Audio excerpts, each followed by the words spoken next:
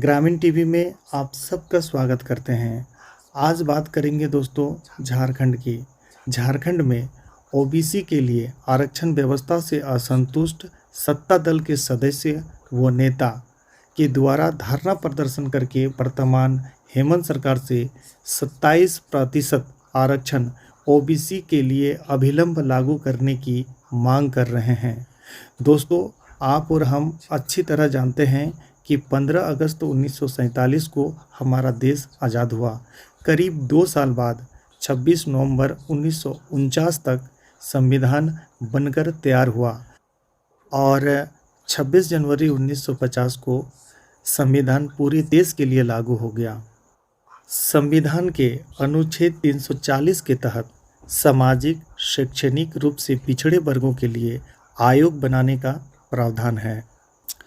1953 में कालेलकर आयोग का गठन हुआ, जिसका अध्यक्ष काका साहेब कालेलकर को चुना गया।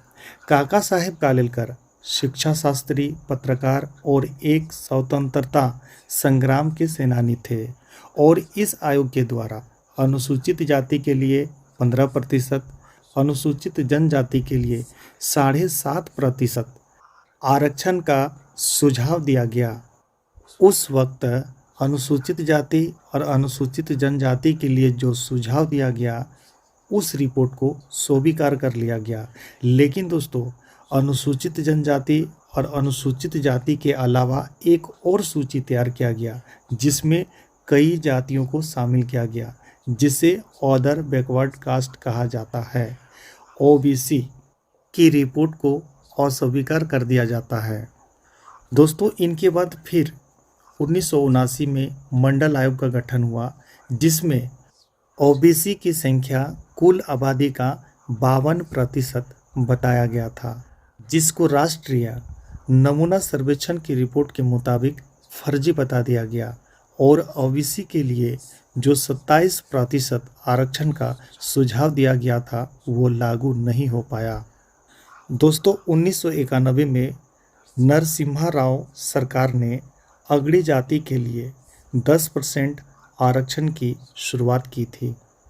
2006 में सर्वोच्च न्यायालय में संवैधानिक पीठ ने एम नागराज बनाम यूनियन बैंक और अन्य के मामले में संवैधानिक वैधता की धारा 16(4)A, 16(4)B और 335 के प्रावधान को सही ठहराया और 2006 से केंद्र सरकार के शैक्षणिक संस्थानों में पिछड़े वर्गों के लिए आरक्षण शुरू हुआ और आरक्षण की सीमा 49.5% तक चला गया।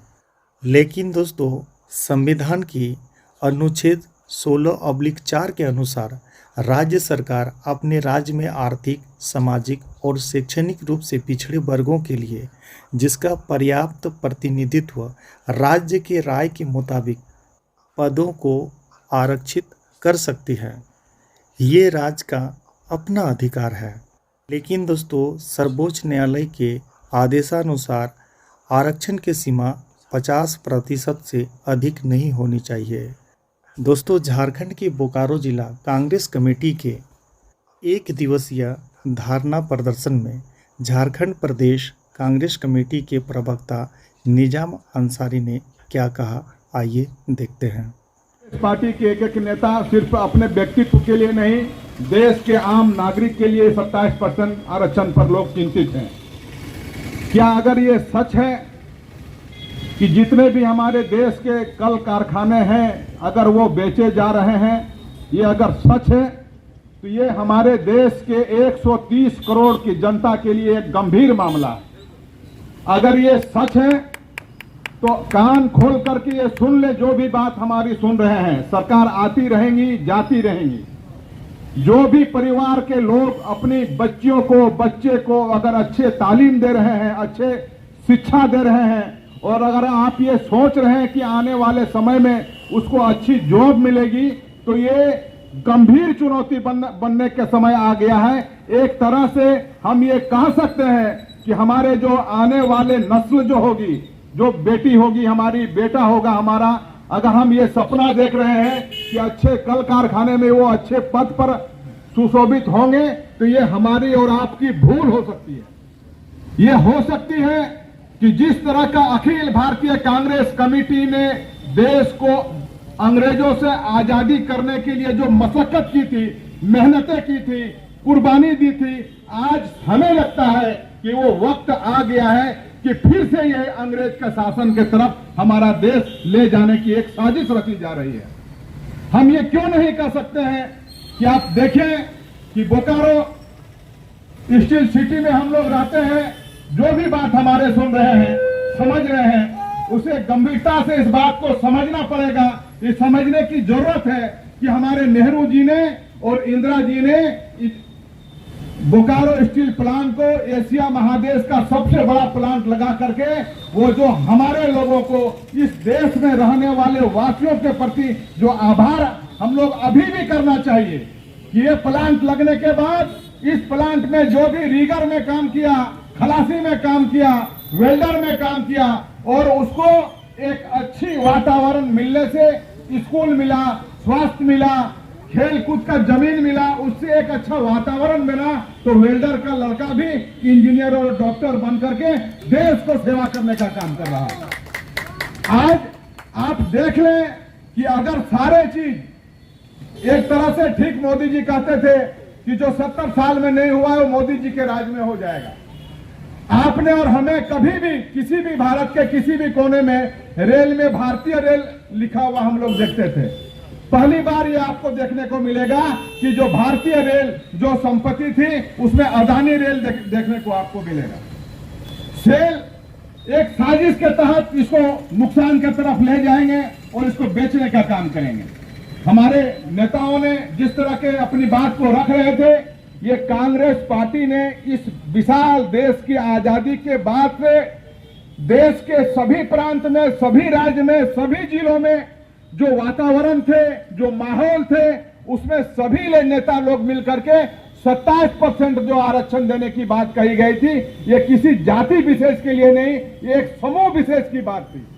ये इसलिए की गई थी कि पूरे देश के जनगणना के बाद, पूरे देश के हालात के बाद ये कांग्रेस पार्टी को लगी थी कि 27% जो हमारे ओबीसी लोग हैं उसको अगर हम आरक्षण देंगे, उसको पढ़ने लिखने की सुविधा देंगे, उसको नौकरी में अगर हम अवसर देंगे, तो वो भी जो दलित है, जो पिछड़े है, उसको भी फ्रंट लाइन में आने का मौका मिलेगा। इसलिए 27% कांग्रेस पार्टी ने दी थी। लेकिन आज मौजूदा सरकार जिस तरह से जा रही है, वो सिर्फ कांग्रेस पार्टी के लिए चिंता की विषय नहीं हो सकती है। एक एक व्यक्ति जो हमारी बात को सुन रही है, उस बात को गंभीरता से समझना होगा कि जितने भी सरकार की संपत्ति है, अगर एक एक करके अगर बेच देगा तो फिर से ये देश हमारा गुलाम की तरफ चला जाएगा। हम मान लेते हैं कि जो सेल स्टील प्लांट है, अगर अदानी खरीद लेगा तो वो तो करोड़ों का मुनाफा कमाएगा, लेकिन उसमें काम करने वाले ऑफिसर से लेके वर्कर तक को 6,000 और 8,000 में गुलाम की तरह कटवाएगा। ये संकेत दिखने को मिल रहा है। तो आए हम सब मिलकर के हम अपील करते हैं, चाहे वो राज्य सरकार हो, चाहे वो केंद्र सरकार हो, क्योंकि कांग्रेस पार्टी कभी सत्ता में बैठे रह करके काम करने के नियत से कभी नहीं रही है। इसका विचारधारा रहा है कि हम अति पिछड़े लोगों को, दबे हुए लोगों को हम उसको हक दिलाने का काम करेंगे।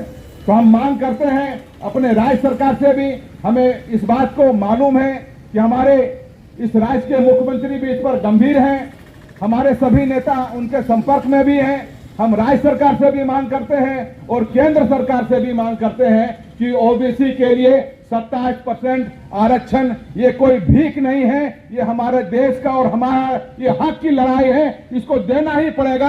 अगर 27% ओबीसी को अगर हक नहीं मिलेगा तो कांग्रेस पार्टी चरणबंद अपना आंदोलन करने के लिए बाध्य हो जाएगी। कांग्रेस पार्टी जिंदाबाद, सोनिया गांधी जिंदाबाद, राहुल गांधी जिंदाबाद, बोकारो जिला कांग्रेस कमेटी जिंदाबाद, बोकारो जिला कांग्रेस कमेटी ओबीसी प्रकोष्ठ जिंदाबाद, बोकारो जिला कांग्रेस कमेटी ओबीसी प्रकोष्ठ जिंदाबाद, राजेश ठाकुर जिंदाबाद, ओबीसी मोर्चा जिंदाबाद, 27% आरक्षण देना होगा। यही है कि हर राज्य में यहाँ के ग्रामीणों को बहुत कुछ मिलता है, यहाँ अक्सर ग्रामीणों को लूटा गया है। और पिछली बार की जो सरकार थी उसके टाइम में ओबीसी प्रकोष्ठ के जितने भी आते हैं उनका आरक्षण कम कर दिया गया था और आज तक उनको कुछ भी नहीं हासिल हुआ, जबकि इस प्रदेश के अंदर में सबसे ज़्यादा बीजेपी के शासन रहा है। तो अभी हमारी अपनी भी सरकार से और गैर सरकार से भी मांग ये है कि इसको कम से कम 27% आरक्षण दिया जाए। मोदी सरकार जो है आप देख सकते हैं कि गुजरात में अक्सर हीरा बिकता है। क्यों बिकता है? क्योंकि अंग्रेज जो खजाना लूटा वो पहले गुजरात में ही रखा था। दुनिया में सबसे ज़्यादा जो भी भ्रष्टाचार हुआ वो गुजरात में हुआ। अच्छा। और आज हमारे अमित शाह भी गुजरात के ही हैं, नरेंद्र मोदी जी भी गुजरात के ही हैं, अडानी जी भी गुजरात के ही हैं। उन लोगों का जानते हैं विकास किया जा रहा है, बाकी किसी के नहीं किया जा रहा है। इसी मकसद से कांग्रेस पार्टी ने आज आंदोलन किया जिससे गरीबों की आवाज़ नहीं दबे।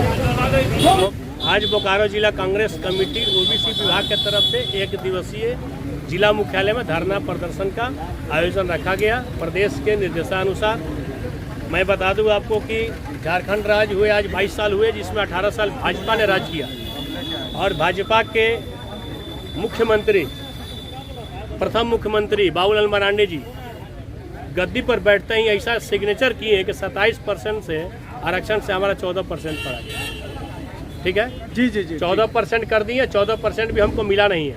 अच्छा। हमारा मैनिफेस्टो में 14% आरक्षण की वो भी नहीं मिला नहीं मिला है। आप दिखा दीजिए, बता दीजिए, जांच के कर लीजिए, करके बताइए कि 14% हमको मिला है। वो भी नहीं मिला। 11% से चालू हुआ और 2008 मैं बता दे रहा हूँ। 11% मिला है किसी वर्ष, 10 मिला, 9 मिला, अभी 7% 6.75% मिला। उसके बाद ये हो गया। 27% आरक्षण लागू करने के लिए हम लोगों ने धरना प्रदर्शन किया। इस बात को हमने तो आप यहाँ जान रहे कि आपको तो पता है कि राज्य सरकार जो है कि राज्य सरकार को ये अपना अधिकार बनता है कि अपने क्षेत्र में जो भी वर्ग रहते हैं, जिस जाति के वर्ग रहते हैं, उनके हिसाब से उनको आरक्षण देने का अधिकार है। तो यहाँ आरक्षण कैसे देंगे? यहाँ तो अंग्रेजों का दलाल बैठे थे गद्दी पर, जो हम तो हमारे का दलाल केंद्र में बैठे हुए हैं, कैसे दे देंगे? अच्छा, उनके पूर्वजों ने अंग्रेजों का दलाली किया। आप बता दीजिए, इतिहास गवाह है कि देश को आजाद कराने में कई उनके घर से लोग शहीद हुए हैं। बताइए तो, कहीं बॉर्डर पर, कहीं सेना में, कहीं शहीद हुए हैं। जी बिल्कुल, आपकी बात सही है। तो किसका चर्चा कर रहे हैं? यहाँ अंधभक्त लोग नहीं समझ में आ रहा। पहले बहाली के लिए विज्ञापन निकलता था, समझ रहे हैं ना? इस विभाग में इतना बहाली है, नॉन मैट्रिक 8वां पास का भी बहाली है। अभी विज्ञापन निकल रहा है कि पूरे देश में सारा संपत्ति बेचा जा रहा है, जो कि भक्तों का जो आका बैठे हैं उनका काका का दहेज में मिला था। पूरा देश में संपत्ति, जो 70 साल में कांग्रेस ने देश को बचाने और बसाने का काम किया। आज बोकारो के प्लांट, अब देख रहे स्ट्रीट प्लांट, इंदिरा गांधी जी और हमारे नेहरू जी का दिन है, जो कि आप भी इलेक्ट्रॉनिक मीडिया से आए और हमारा बयान ले रहे हैं। ये कांग्रेस पार्टी का दिन है, ये भाजपा का दिन नहीं है जो मेरे सामने खड़ा होकर आप बयान ले रहे हैं। सही चीज आप लोग दिखाने का प्रयास कीजिए। लेकिन आपको अनुच्छेद 19A पता है ना, बोलने की स्वतंत्रता है ना? समझ रहे हैं। अभी देखिए नया न्यूज आपको बता दे, हमको लगता है कि मालूम भी होगा तो आप लोग दिखाइएगा नहीं। 900 करोड़ का अफीम पकड़ा है, चरस पकड़ा है। कहाँ पे? हम जो हमारे दो के फैक्ट्री में, और उसको सल्टाने में लग गए हैं मोदी जी। मामला दर्ज नहीं हो रहा। हाँ, उनके घर में केक काट करके मुंह में खिलाने जाते हैं, लेकिन शहीद जो होता है देश का जवान, उसके संदर्भ में उनके पास शोक मनाने के भी टाइम नहीं है। धन्यवाद साथी, आज बारी नहीं रहने।